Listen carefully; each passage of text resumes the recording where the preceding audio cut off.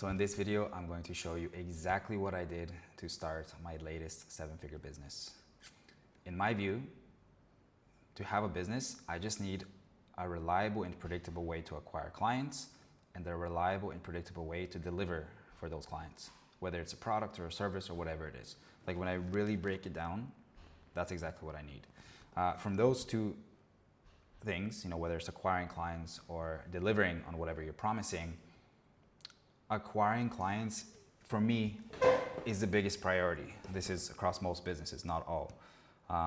Sometimes for some businesses it's very easy to acquire clients, but then you can't deliver. But a lot of times, from what I have found in a lot of niches and a lot of types of businesses, if you can figure out how to reliably acquire clients, everything else you can figure out. That's my whole view. So what I did is this: instead of planning for months, building some sort of team to be able to deliver whatever service or product I wanted to sell, is I went and I crawled Reddit and also some other relevant type of forums, but I crawled Reddit using AI to try to get an understanding of what are some of the in-demand services that will arise over the next year, 2 years, 5 years, or whatever the time frame is. And I was able to uncover or identify a few different services. Obviously, my whole goal is to build an online digital services business. That was my whole goal from the start. But you can apply a very similar type of thinking across many different businesses, whether it's some other more physical business or a local type of business. You can apply the same principles. First thing is figuring out, can I acquire customers profitably and how much is it going to cost me? So I did that. I identified 2 different services. I created, before anything else, I went on Facebook. I opened my Facebook ad manager. I used Claude, and then I created 2 different ads, actually 4 different ads, sorry. 2 for each service. I used Reddit again and Claude to kind of brainstorm what are the deepest pain points in these specific services. So somebody that would be buying this service, what will be the deepest pain points that this would solve? Obviously, as you get more into each business and each service and you have more know-how and you're actually talking to the customers, you're gonna be able to be so much more exact with the pain points. You're gonna be able to use the exact words that your customers are using. And it's going to help you to write even more persuasive ads. But in the beginning, just use AI. It still works as a stepping stone, as an initial stepping stone. From there, you build. So anyway, I set up 4 different ads, 2 for each service, lead form ads, no need for a landing page yet. At this stage, my whole goal was uncovering, are people actually reacting to the ads? Are they engaging with the ads? Are they willing to opt in? So that's why I used Facebook lead form ads. These are the type of ads where people don't even leave Facebook to go to your site. They just submit a form right on Facebook, and then that information of that person, the contact details, website, or whatever questions you decide to ask, it gets sent to you. So I started doing that. I started getting some people engaging with the ads.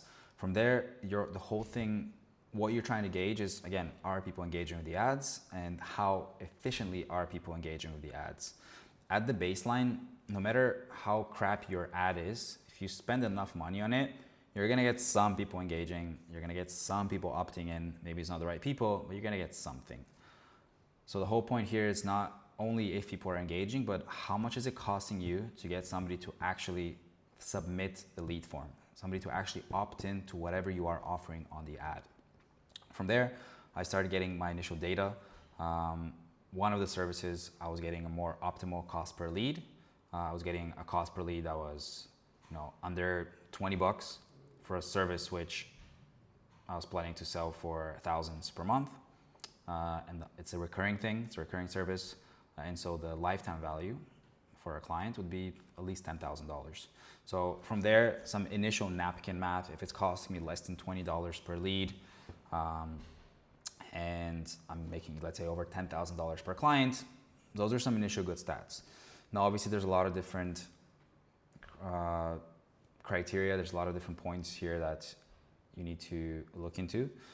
First of all, what type of people are opting in? If it's completely dog shit, like just people with no businesses, no money, no nothing, and they're opting into your ads, then it doesn't matter that it's a $20 cost per lead. You're not gonna make money from that. So what I was seeing was I was getting actual business owners opting into the lead form, which is good. I was in the lead form, I was asking, what's your business? How many employees do you have? What's your website? And so forth. So I could see that they were actually legit businesses.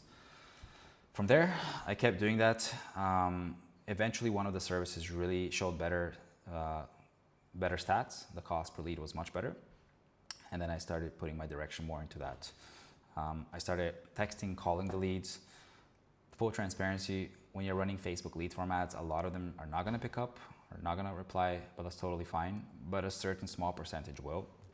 And that's just not the number, like that's just how the world works. You know, that's just how it is. Eventually, after around 2-3 weeks, I managed to get one person to close on the service we were selling. This is just from the Facebook lead form ads. And that gave me that along with the other early indicators like cost per lead, gave me some real market validation of, okay, there's people that are interested in this. There's people that are willing to pay for this, get on calls and pay for this.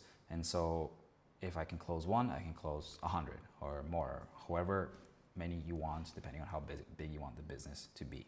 From there, what I did was I went on Upwork, Fiverr, LinkedIn, and I spent a whole few days trying to find relevant people that had relevant experience to be able to deliver this service. And I was able to find some people.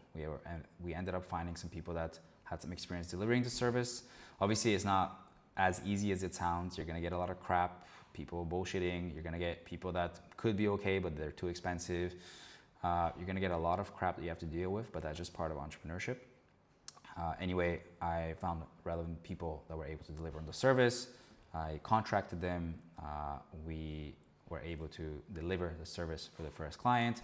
In the meanwhile, what I did was from Facebook lead form ads, I made them into actual landing page. Benefit of a landing page is you can have a much more branded experience. You can qualify much better. Generally speaking, the quality of the leads that I was getting from the landing page and also in my previous experience as well was better than lead form ads, but the cost per lead, cost per book call is higher. That's typically what I'm seeing. In any case, from there, I kept refining the landing page as I was driving traffic to it. I started booking calls directly from the landing page. Lead quality got better, even though it was more expensive. I closed my second client, and my third client, and my fourth client. In the beginning, it's hard. Like I was bumping my head against the wall many times, not really knowing what's gonna happen. But eventually one closes, and then you put in some work, and then the second one closes, and you put in some work, and the third, fourth, and so forth. It's always like this in any business you start. And then on the delivery side, I kept building the team, hiring full-time people. Now we're 15 full-time people. We have, a lot of clients. But anyway, that's the exact process I used. And if I had to start again from scratch, that's the exact same process I would use again. So again, I didn't waste my time for months trying to build a team first.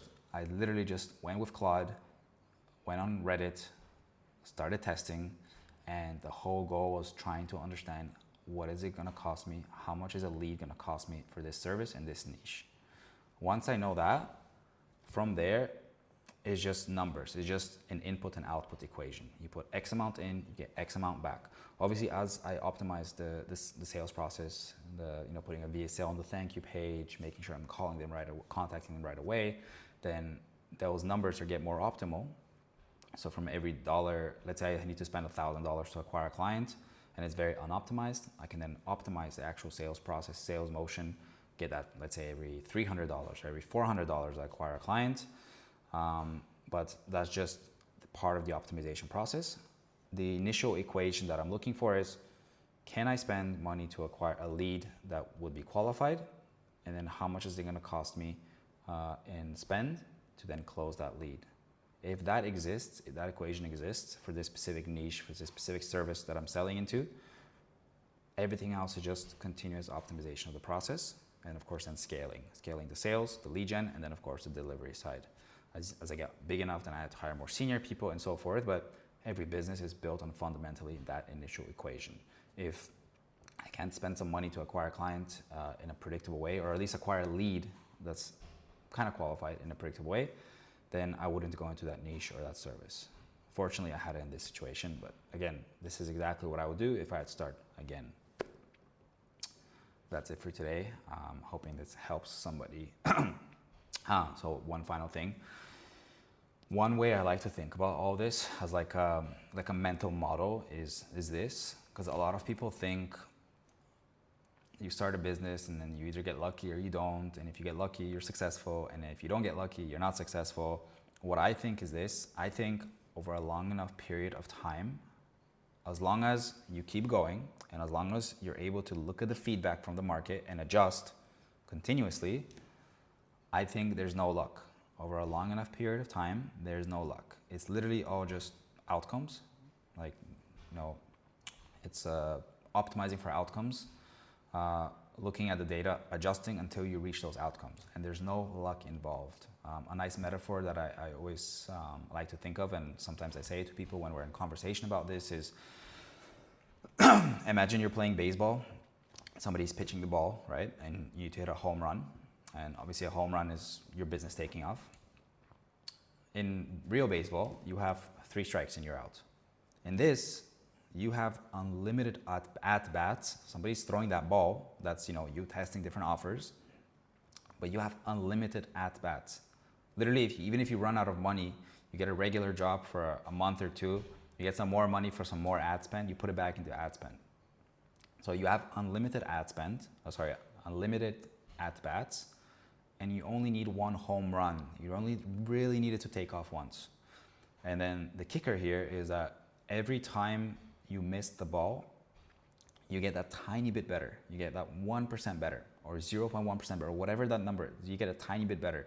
Because that's the truth. Like, even if you fail, you test an offer and you fail, you still, even sometimes, many times, without realizing it, you still get better. You start understanding a bit better about, okay, so if I put a headline like this, it actually is more engaging. It gets more people to click.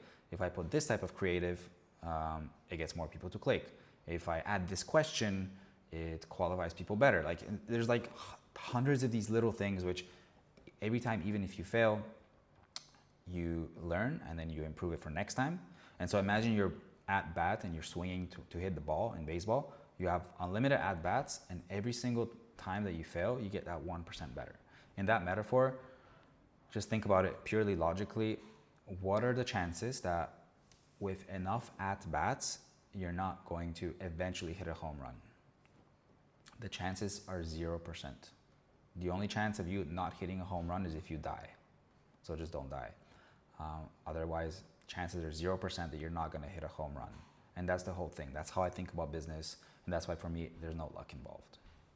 So yeah, I hope this helped somebody. Maybe you're not down place. You need to start a business and everyone's overcomplicating it. No, like, it's much more simpler than people think. It's simple, but not easy.